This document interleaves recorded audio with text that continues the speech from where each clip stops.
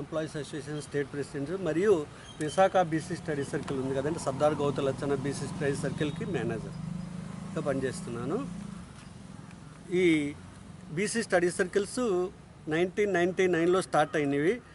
ఇవి బీసీలకి, ఎస్సీలకి, ఎస్టీలకి ఐఏఎస్ గ్రూప్ 1, గ్రూప్ 2 అలాగే పోలీస్ డిపార్ట్మెంట్ తదితర ఉద్యోగాల్లో మిగతా వాళ్ళకి కంటే ఇంకా బాగా అంటే డౌన్ టౌన్ కమ్యూనిటీస్ కూడా అప్లిట్ కావాలనే సదుద్దేశంతో గవర్నమెంట్ స్టార్ట్ చేసింది.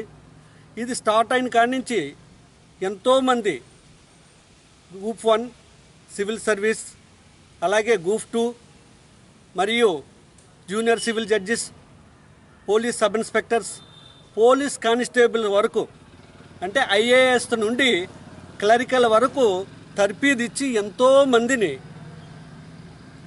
ఉద్యోగస్తులుగా తయారు చేసిన సంస్థ ఇది head office Vizag head office BC study సర్కిల్కి. రాష్ట్ర వ్యాప్తంగా 13 స్టడీ సర్కిల్స్ దీని అండర్లో పనిచేస్తున్నాయి.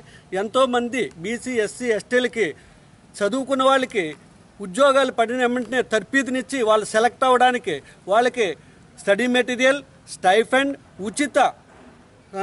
ఉచిత బోధనతో వాళ్ళు అప్లిఫ్ట్ అవ్వడానికి, ఉద్యోగాల్లో స్థిరపడడానికి తర్ఫీదునిస్తున్న సంస్థ. అలాగే రాష్ట్ర వ్యాప్తంగా ఈ బీసీ స్టడీ సెల్కి సొంత భవనాలు కూడా ఇవ్వాలని మన గవర్నమెంట్ నిర్ణయించింది. అందులో భాగంగా మనకి వైజాగ్ ఎంవిపి కాలనీలో సైటు ఇవ్వడం జరిగింది.